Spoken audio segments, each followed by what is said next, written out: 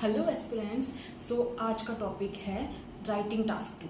तो as we all know आइल्स में writing task 2 एक बहुत इंपॉर्टेंट रोल प्ले करता है एंड मैक्सिमम स्टूडेंट्स के जो मार्क्स हैं वो राइटिंग में ही कम होते हैं बिकॉज उन्हें एक्चुअल ट्रिक्स नहीं पता, टिप्स नहीं पता किससे उनका राइटिंग टास्क 2 एनहांस हो सकता है। So to achieve bands from 6 to 8 आपको कुछ टिप्स का फॉलो करना है and after that you can actually get your desired band score. So cut to short, हमें ऐसे 6 बेसिकली पॉइंट्स हैं जिनके ऊपर वर्क करना है अपने टास्क 2 को और बेटर बनाने के लिए। अगर हम फटाफट स्टार्ट करते हैं, that first point is abbreviations. Maximum of students use abbreviations in your task 2। Abbreviations को अगर हम सिंपल फॉर्म में जानना चाहें तो like short forms, do not की जगह डोंट का यूज़ कर दिया, विल नॉट की जगह वुडंट। उनको लगता है it would look better but no, आपको अलग अलग वर्ड्स दिखाने हैं to make it look even enhanced. बजाय कि ये बोलने के people don't do that, you have to say people do not do that. चाहे आपका रिपीट हो रहा हो, that doesn't matter, but you have to make single separate words. If you go to the second point, then it's personal words. A lot of students think कि अपना opinion पूछा है तो we have to say I believe, I think, you can do this, we should do this solutions में and बहुत सारी जगहों पे। That's absolutely wrong. You can't use any kind of personal words. Maximum आपका task 2 third person की form में जाता है बिकॉज जितने भी टॉपिक्स आपने देखे होंगे that are concern about the all over world. You can't say I think people ऐसा करते हैं, no, directly say people think so, they tend to believe, he does this, a lot of people, everyone. You can use every type of word apart from I, we. Basically, personal pronouns you can't use. Thirdly, you can never use a word that is informal.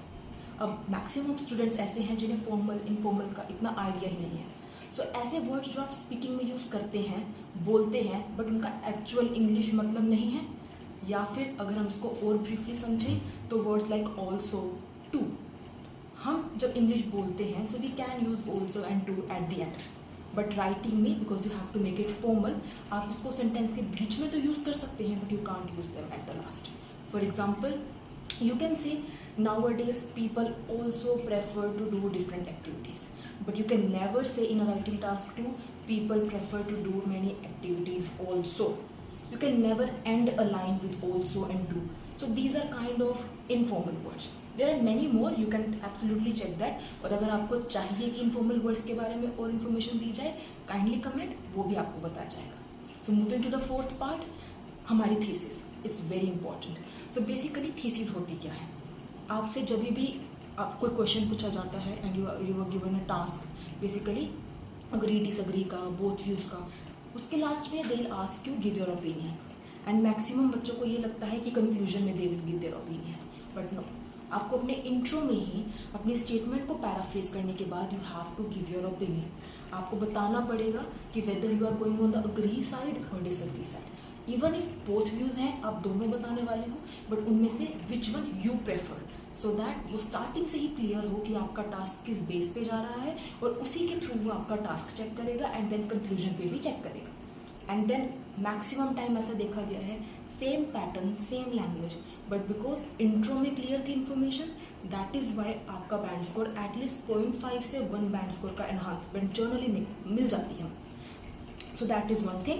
And अगर हम जाए fifth part पे, that is हमारी vocabulary, या it's a major thing. Maximum बच्चों को ऐसा लगता है कि वोकैबुलरी का मतलब है हैवी वर्ड्स, बड़े बड़े शब्द यूज़ करेंगे, बड़े बड़े वर्ड्स, लैंग्वेजेस यूज़ करेंगे, so automatically they will get higher band score. That's not the case. आपकी वोकैबुलरी वो वर्ड्स माने जाएंगे that are easier to speak, that have much more clarity. For example, अगर आप कोई सिंपल वर्ड लिखते हैं, अगर आप चाहते हैं कि आप चिल्ड्रन को जुवेनाइल्स लिख दें, आप पीपल के लिए फोक यूज़ कर दें, आप भारी भारी शब्द यूज़ करें, that are not going to give you the band score that simple words can. अगर आप पीपल के लिए यूज़ कर रहे हैं words like masses, that's not the appropriate vocabulary. अगर आप पीपल के लिए यूज़ करते हैं सिटीजन्स, ऐसे शब्द जो आपको पता है, जो आप सुनते आ रहे हैं, वो डेफिनेटली आपको हायर बैंड स्कोर देंगे देन हैवी भारी words in the contemporary conventional era, in the present times, in the current times. Automatically difference है वर्ड्स में that are easier to speak, they will give you more marks, more bands, whatever you think. And lastly is confusion. सबको पता है conclusion आपके task का आखिरी part होने वाला है। ओवरऑल अगर कोई भी इन्विजिलेटर चेक कर रहा है, एट लास्ट जिसका इंप्रेशन उस पर फाइनल टच में जाएगा, दैट्स कंक्लूजन। तो आपका कंक्लूजन होना चाहिए आपके पूरे टास्क की summary, but much more brief, एक ऐसा पॉइंट जिससे ये समझ आए कि आपके पूरे टास्क में क्या बात की गई है। मैक्सिमम बच्चे क्या करते हैं, if PP1 and PP2 are on 2 different topics, both views के केस में, पार्शियली अग्री के केस में, advantage outweigh disadvantages, reason solution, इस तरह के केस में, सो दे आर कंफ्यूज कि कंक्लूजन में दोनों बातें करनी है, बट कौन सी पहले करें, कौन सी एंड में करें। सो माई थिंग इज, अगर दोनों चीज़ें इक्वल हैं, for example agree disagree, you are giving both equal points for that, so आप किसी का भी पहले लिख सकते हैं कंक्लूजन में बात, किसी की भी सेकेंड विद दिस। बट अगर आप किसी एक को प्रायोरिटी पे रख रहे हैं, इफ इट्स मेजॉरिटी का केस, बोथ व्यूज के केस में भी अगर आप अपनी थीसिस में लिख चुके हैं कि I am favouring this point much more, then आपको उस पर अपना कंक्लूजन एंड करना है। फॉर एग्जाम्पल, अगर आपके पास टास्क आया है mothers are more valuable for child और फादर, आप दोनों के ऊपर एक एक BP बनाने वाले, बट आप अपनी थीसिस में लिख चुके हैं कि हाउएवर बोथ अपनी जगह पर अच्छे हैं, but I majorly favour mothers should be priority for children, तो आप कंक्लूजन में भी मदर्स पे एंड करेंगे। सो दैट बेसिकली 6 पॉइंट जिन पे अगर आप वर्क कर लेते हैं, so your band score will enhance to 6 to 8.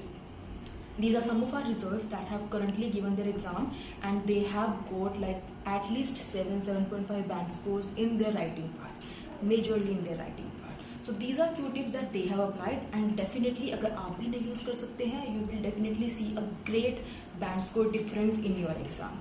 So thank you. If you have anything else that you want to know about, kindly comment. Do subscribe the channel.